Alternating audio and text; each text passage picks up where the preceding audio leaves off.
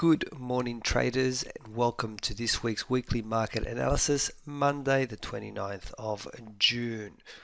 Looking back at last week, the major events that took place, if we have a look at the US, what's dominating the US, what dominated the US last week and pushing into this week is the number of new COVID-19 cases as a second wave is erupting. Florida, for example, had 8,942 new cases on Friday alone.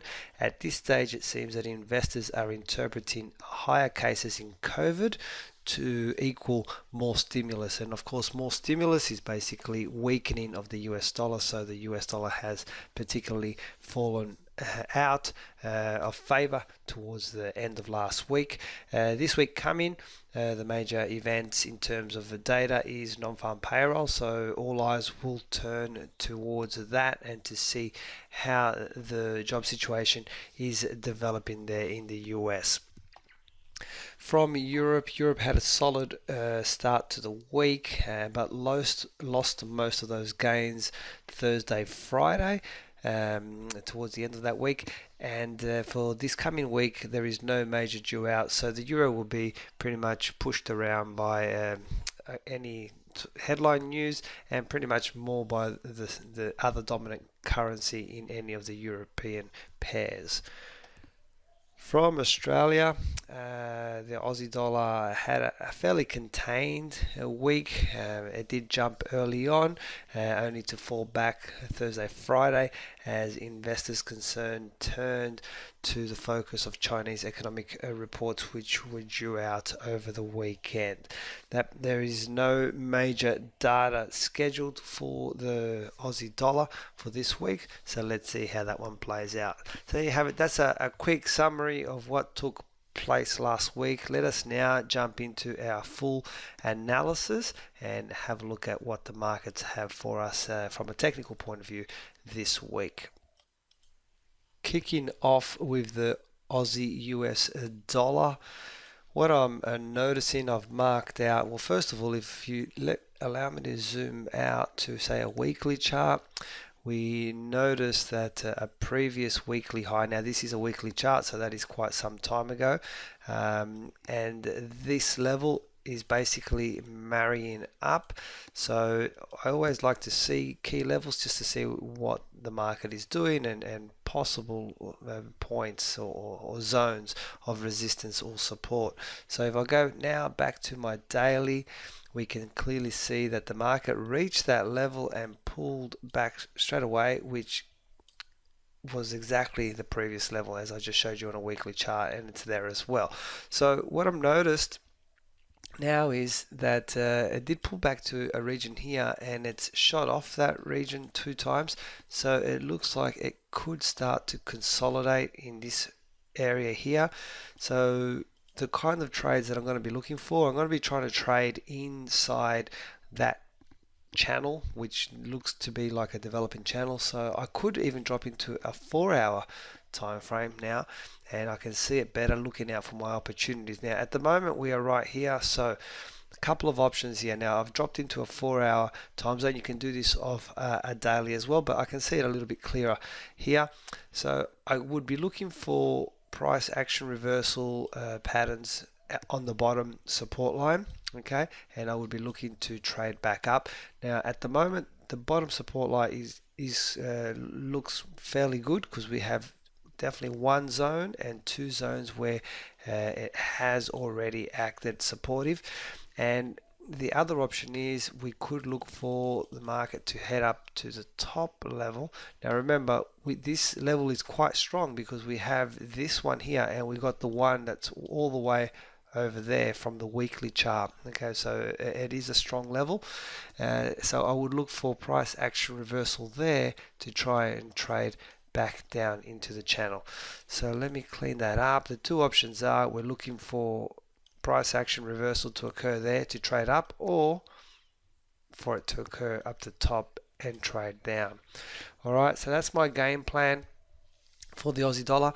Of course, it could break straight through. So if it comes down here and you do get a big breaking candle like that, well then obviously that is not price action reversal, but that could be confirmation that we are now ready to trade the break back down. So keep an eye out for that, for if there's any breakout traders out there. But to me, my preferred is to trade inside this channel, and that's on a 4-hour chart. I can do it on a daily as well, which is over there as I've highlighted. Okay, let's move along. Let's have a look at our Euro USD. Now, let me drop out to a weekly. I just want to see what's happened. On a weekly chart, definitely it was in downtrend until we had this craziness. Let's go back to a daily now that I've seen that. All right, my instincts here.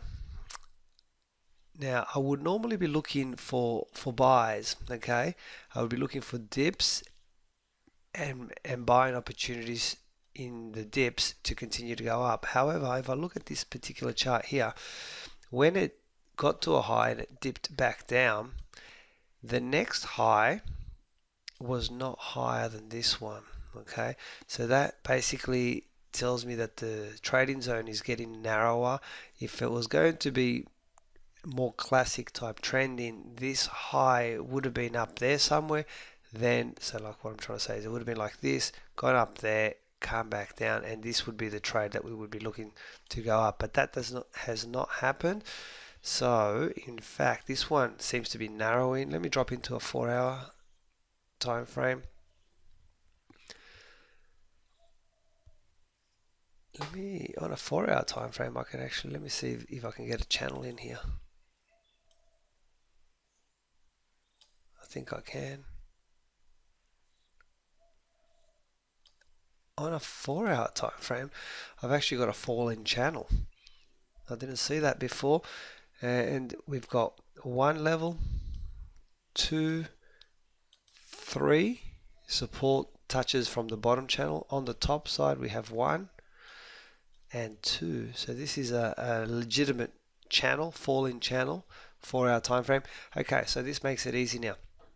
We're either going to look for the market to come up to the top here, and over there we're going to look for the price action reversal and trade back into the channel, or we're going to look for the market to fall to this level, and then we're going to look for the price action reversal to trade back into the channel also, but in the opposite direction. Alright, pretty simple plan. I will leave that on. Let me just have a look what it looks like on a daily. Okay, it looks a little bit narrowed, but on a 4-hour time frame it looks quite good. So there you have it, 4-hour time frame Euro USD. We're looking to trade back into the channel off the edges. Of course, wait for your confirmation. Let's move along. Let's have a look at the US yen. Okay, US yen has got 3 clear, very clear levels on this top line. There's 1, 2 and 3. So for this one, for me, I just want to perhaps mark out one more level over here. I'm inclined to try and place some kind of a line down here. Okay, let me extend this one down a bit more. So we could be having a converging triangle situation. So what I'm looking for is, ideally, I don't want this to come down. Ideally, I want it to come up to here, give me confirmation of reversal on that hot zone, and then I want to trade it back down. Okay, if it was to come down right now without going any higher to this level here, this would have a lower probability of a bounce, and it would be more, I would, just from experience of seeing these types of charts, I would think that it may break through. So I would be very cautious on this one. So I won't mark this one for us. So this is not one that I want you to look at. If, however, it goes a little bit higher and then comes down to this level, so let me draw that. So let's say it was to go a little bit higher to there and then come down to this level here, then yes, I would look for it. Okay, but at the moment it hasn't gone high enough. It hasn't crossed this high, so I want it to definitely go a little bit higher before I look for that type of trade. So for the time being, as it stands, let's see if it can get up to the top, give us a reversal, and trade back down. Okay, so that's our game plan on the US yen. Of course, I'm looking at a daily timescale with this one. Moving along and having a look at the cable, that's the GBPUSD. What am I looking at here? Alright, I want to mark out another line here. I'm just going to mark this out. It doesn't mean nothing right now, but let me just mark it out.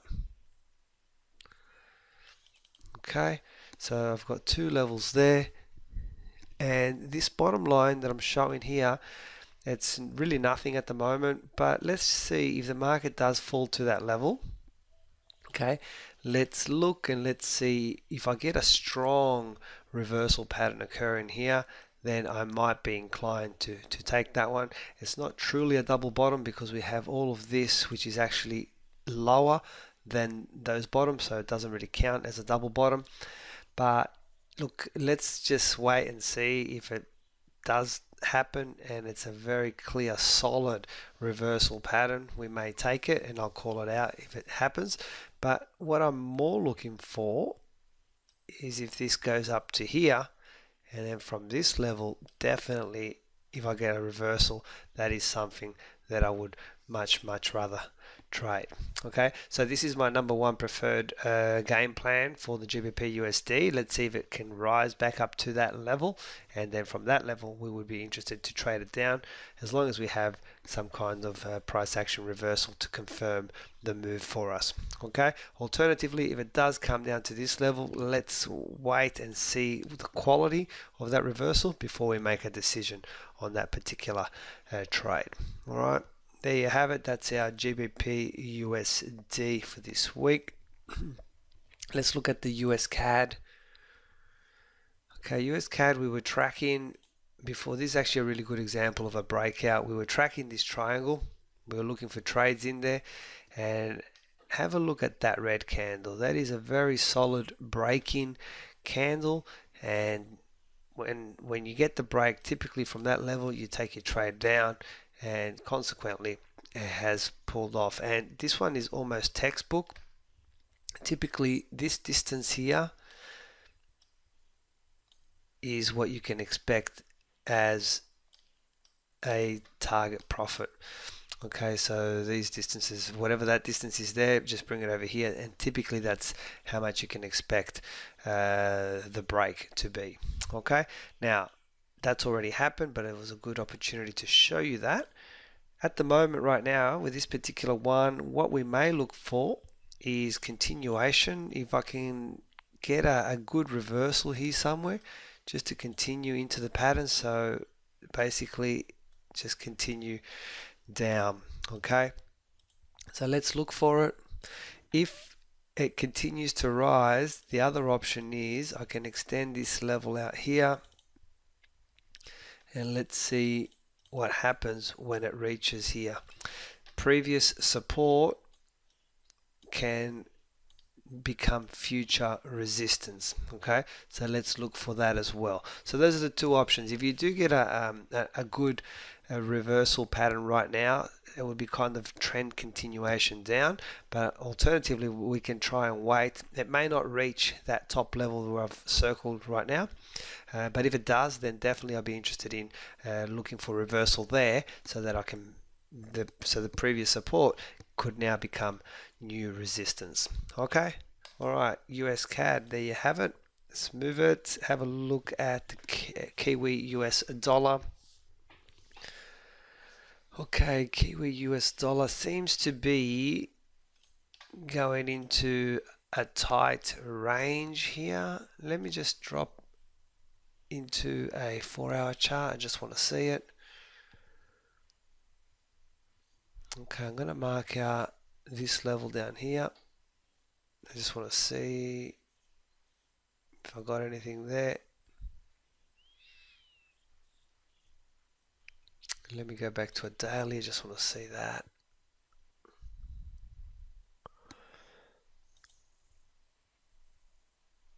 All right, this was a tricky one. Let's just monitor this one. Let's see if this level holds. If it comes here, I'm not ready to trade off that level. Not yet. This more to me looks like it's that bouncy ball type scenario, although that level is higher than this level. Okay, but typically the bouncy ball goes like this, and then like that. Okay, it's not exactly the same right now because, as I said, that this level here is higher than that level there, but this level has failed to break that, so it could be like this. All right, so what I'm trying to say is if I get anything here, I'm not looking at that. Okay, so at the moment this particular chart is we're not going to do anything. We're just going to monitor to see what happens on the fringes. All right, and based on that we'll make a decision later. So there you have it. That's our Kiwi dollar. Looking at crude oil. Okay, oil of course had the major drama and the crisis in March. It created a big air gap, and now we can see that the market crashed down, is pulling back, and has all but closed the air gap up.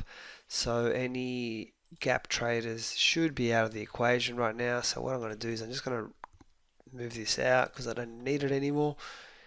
And if anything, it looks to be kind of in trend to go up, but it's a market that I don't want to touch. All right, so from my side, crude oil, Brent, WTI, any of the oils, I'm just going to stay away from them. So right now, no action.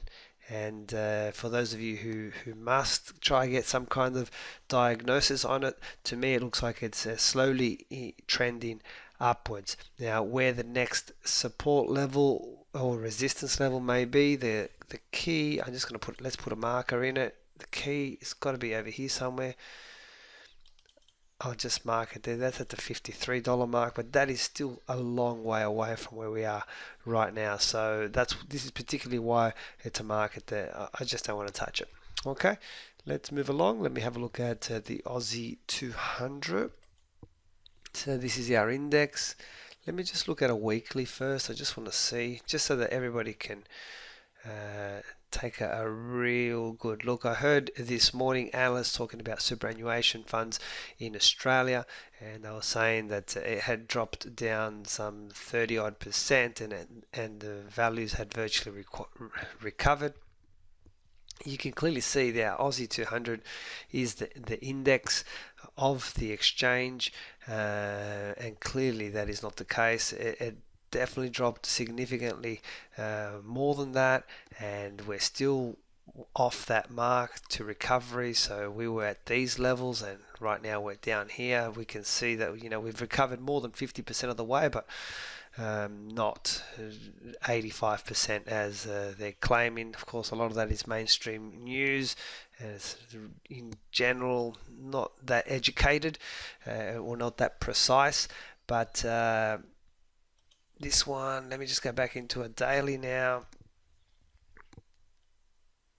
What's concerning is that high there, which was a 61.50 odd level, 62 level, we haven't been able to come back up and break through. Okay, so if we were in continuation trend, we would have seen something like this and just keep on pushing up, but that has not happened in the next level.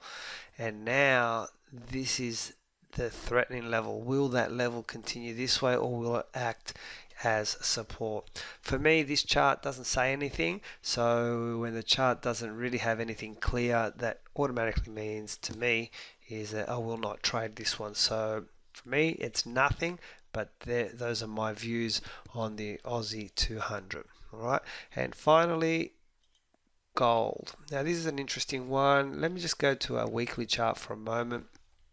Pre-COVID levels were here, then we had the dramatic spike down, which to me didn't really make sense. It's a highlight of fear of humanity, okay, of mass herd mentality. When there's fear, gold is considered to be a safe haven. It's a metal which has finite amount of gold on this earth of ours, so we cannot make it, okay, whereas money, we can continue printing as much as we need.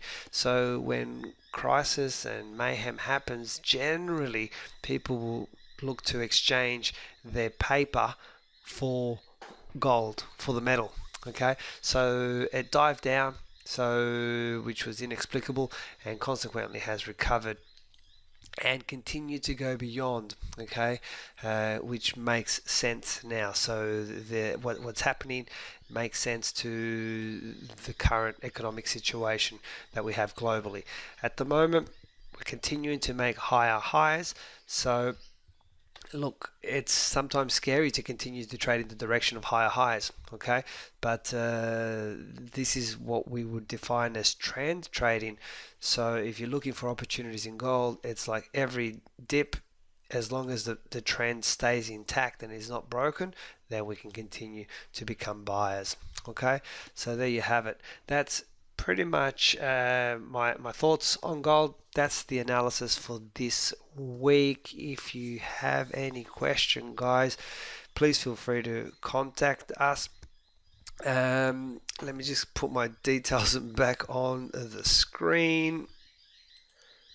You can follow me on Twitter at ChatFX for trade setups and breaking news. Most importantly, hope you all have a fantastic trading week. I will speak to you tomorrow for the daily call. Bye for now.